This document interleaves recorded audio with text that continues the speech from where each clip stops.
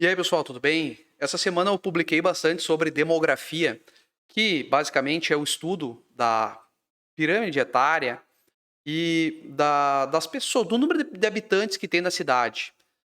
Quantos habitantes nós já tivemos, quantos habitantes nós temos agora. Nós viemos perdendo de 1990 para cá, quando a gente tinha 32 mil habitantes, a gente perdeu aproximadamente 1% ao ano, uma média geral. Se em 1990 nós tínhamos 32 mil habitantes, e em 2021, que foi feito o censo, atrasou por causa da pandemia, ele geralmente é feito de 10 em 10 anos, nós perdemos basicamente aí 33% da nossa população, sendo uma média aí de aproximadamente 1% ao ano. E dado a isso, a gente começa a ver uma perspectiva para o futuro. Se nós vamos continuar perdendo habitantes nessa mesma velocidade, então em 2040 a gente vai estar, 2030, a gente já vai estar com menos de 20 mil habitantes. E cada vez com menos participação no fundo de participação dos municípios, né? Que é um índice aí que é medido pelo número de habitantes. E também com a reforma tributária, o que vai acontecer? Essas pessoas, esses municípios com menos habitantes, eles vão começar a receber menos porque o tributo vai para onde está o consumo. Então, se nós temos menos pessoas e nós temos pessoas que recebem menos, então nós estaremos consumindo menos. Consumindo menos, estaremos recebendo menos repasse ainda.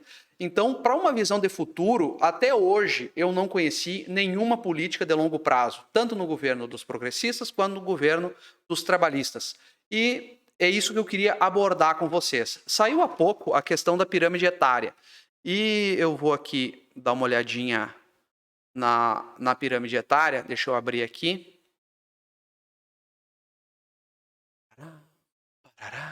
Parará. Então vamos lá. Por que é importante a gente estudar a pirâmide etária? A pirâmide etária ela não serve só para a gente ver o que o poder público vai fazer, mas ela serve também como um indicador de clientes para os nossos negócios. Vamos lá. A gente tem aqui, só para você ter uma ideia, tá?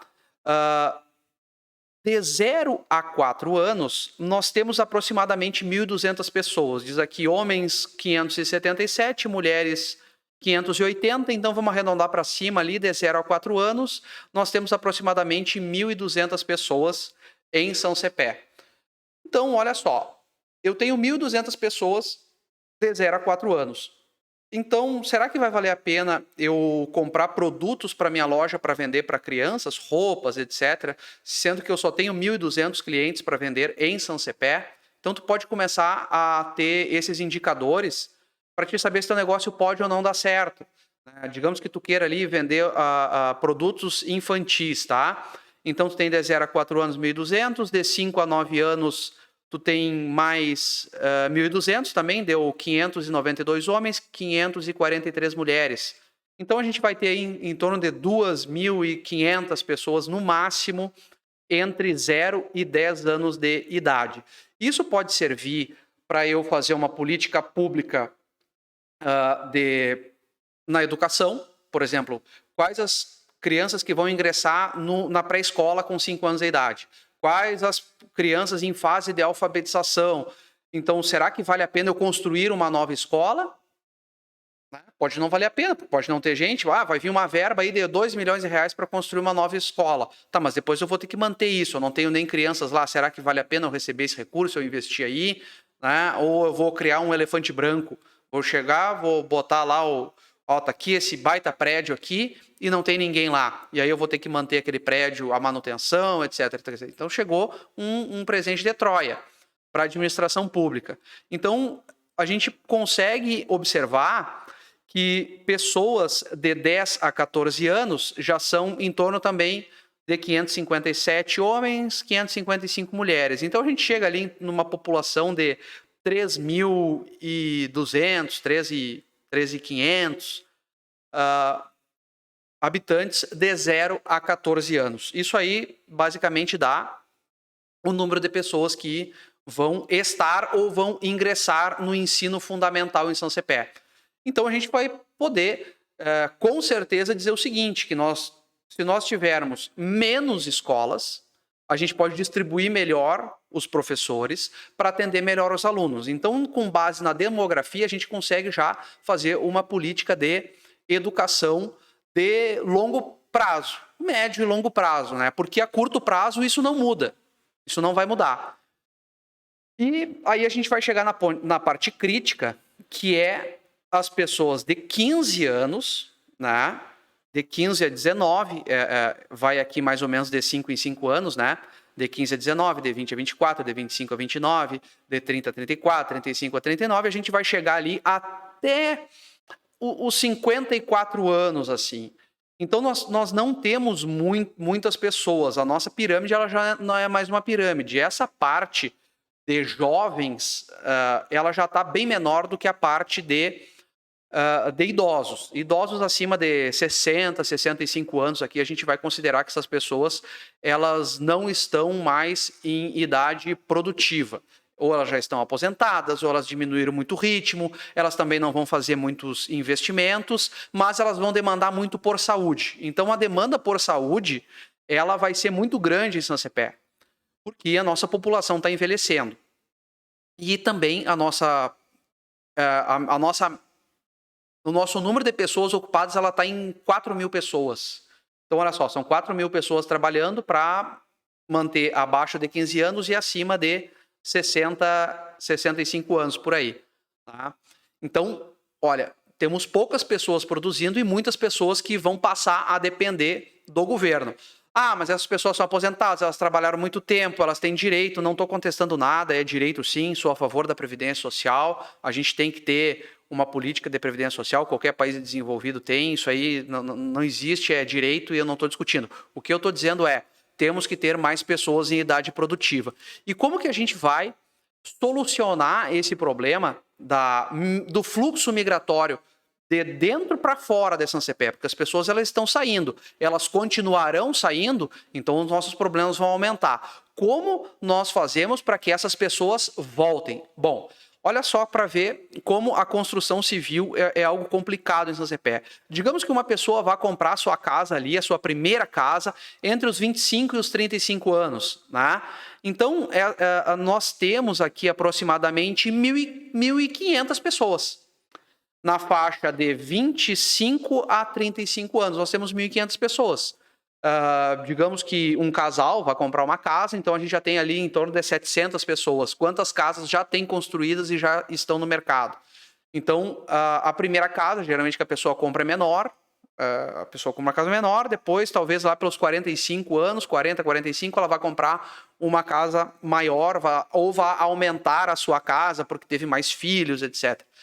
Então, a gente tem ali algumas pessoas ali entre 20, 25 e até 50 anos que são, digamos, clientes da construção civil em São Cepé. Então, já você pode ver que a construção civil em São Cepé, ela tende a não gerar tantos empregos assim já no médio prazo. Tende a diminuir, tende a desaquecer esse mercado de emprego, assim que as pessoas pararem não vai ingressar novas pessoas com 25 anos, não vai haver novas pessoas com 45 anos, são aquelas pessoas que vão ter, então, menos pessoas vão investir na construção civil. Isso aí você vê pela demografia, pela nossa pirâmide etária. Então, se tu está pensando em abrir uma loja na parte de construção civil, tu já deve pelo menos pensar nisso daí. Né, que não tem muitas pessoas ali para comprar, contanto que tu vai vender para São Cepé e que tu não vai vender na internet. A internet tu pode vender para o mundo todo, mas a concorrência é muito maior e às vezes quem está numa cidade pequena, longe dos grandes centros industriais, não consegue ter um varejo ou uma rede de distribuição tão eficiente quanto quem está mais perto desse setor industrial. Então, a gente tende a ser menos competitivo na internet. A gente tende a ser mais competitivo para as pessoas que compram e consomem em São Cepé, que são cada vez menos pessoas. Para reverter esse fluxo migratório, a gente tem que passar por uma desburocratização ampla, geral e restrita. Por exemplo, o que eu proponho é que São Cepé isente de alvará empresas de baixo e médio risco. Ou seja, vai estar isentada de alvará, inclusive até de taxas, tá? Porque o que se arrecada com isso é muito pouco. Você faz uma reforma, você economiza e consegue dar mais liberdade econômica, com menos burocracia, mais fácil de empreender. Baixo e médio risco, com a instituição da autodeclaração. A pessoa chega lá com a papelada, ó, tá aqui minha papelada, quero abrir minha empresa, olha aqui os papéis, ó, vou fazer o protocolo aqui num DOC, ou vou entregar na prefeitura fisicamente, num Tudo Fácil, alguma coisa assim que possa desburocratizar lá no escritório de desenvolvimento, que é a primeira coisa que dá para fechar porque não serve para nada. E já economiza 4 milhões. Então, o que a gente faz? Desburocratiza tudo aquilo ali, isenta de alvará, e aí quem vai abrir uma empresa vai ver o seguinte, opa, para aí, tá fácil de abrir empresa lá em Saint-Cepé. Quem sabe eu não invisto lá? Esse aí é o primeiro passo. O segundo passo nisso daí é diminuir bastante as exigências que o plano diretor impõe para quem vai empreender. A gente tem que estar muito restritivo no plano diretor. Foi um plano horrível do Léo Carlos Jardel, horrível, né? Aliás, a maioria das políticas que ele fez foram, em sua maioria, terríveis, e a gente tem que desamarrar o plano diretor de Saint-Cepé. João Luiz Vargas prometeu fazer isso aí, assim como ele prometeu muitas coisas e não fez. Então está se mostrando um incompetente nessa área. Não está dando liberdade, apesar de isso ser uma tática dele.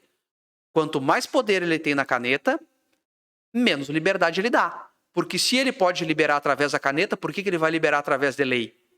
Ele prefere liberar através da caneta para ficar devendo favor para ele, né? É o tipo do esquerdista que tá nos comandando, que prometeu mexer no plano diretor, chegou a fazer audiência pública e nada fez. É assim, a gente já conhece. O PDT promete e não cumpre há muitos anos, né? Dificilmente seria diferente nessa, mas era a única opção que tinha além do PP. Bom, resolvemos a parte de liberdade econômica. Vamos diretamente ou concomitantemente, ao mesmo tempo, terminar com o RPPS. As pessoas que ingressarem no município, elas serão vinculadas, a partir de agora, ao INSS, ao regime geral. Se parcela aquele passivo atuarial, se mantém os funcionários que estão, mas não entra mais ninguém. A gente vai projetar que daqui a 50 anos Saint-Cepé não vai mais ter dívida com Previdência. Uma política de longo prazo. Isso vai fazer com que quem for investir em Saint-Cepé saiba que o município não está se endividando e que as pessoas aposentadas em Saint-Cepé receberão aposentadoria, diferente do risco que estão correndo agora. E aí, vamos fazer junto com isso daí uma reforma na educação, porque quem vem para Saint-Cepé trabalhar através da abertura de uma empresa ou vem para Saint-Cepé para trabalhar numa empresa que já existe aqui, porque a gente tem uma carência de mão de obra, ele vai prestar atenção num outro indicador, que é a educação. Se lá tem uma educação boa, tem uma boa proficiência do aluno, os alunos aprendem lá educação muito boa, talvez esse seja um motivador para eu me mudar para Saint-Cepé, para que meus filhos tenham uma escola boa para estudar. E ter também uma política de saúde muito boa para que as pessoas encontrem em Saint-Cepé uma rede de assistência e possam até alguns aposentados de outras cidades trazer a sua aposentadoria para cá, porque a nossa saúde aqui é muito boa. Então, essa história de que o fluxo migratório é irreversível é coisa de gente que não estuda e que não se dedica a encontrar a solução de problema e que adora reclamar. Fica aqui o meu desafio, novamente, a qualquer um que queira debater. E não basta aceitar o convite para o debate. Tem que marcar horário, fazer qualquer coisa, tem que se dedicar para que o debate saia. Desafio aqui todos os partidos de Saint-Cepé a debaterem as soluções da cidade comigo. E é isso aí, pessoal. Querem discutir? Estou aqui, não arredo o pé. Valeu!